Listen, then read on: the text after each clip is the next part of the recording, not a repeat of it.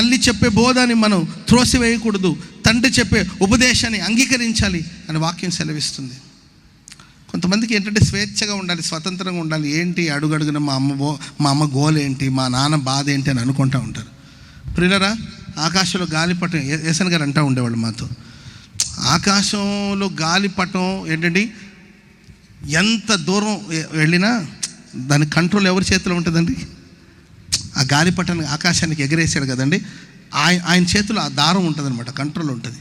ఎంత ఎత్తున ఎదుగు ఏంటండి కంట్రోలు ఆ గాలిపటాన్ని ఆకాశానికి వదిలిన వాళ్ళ చేతిలో ఉంటుంది.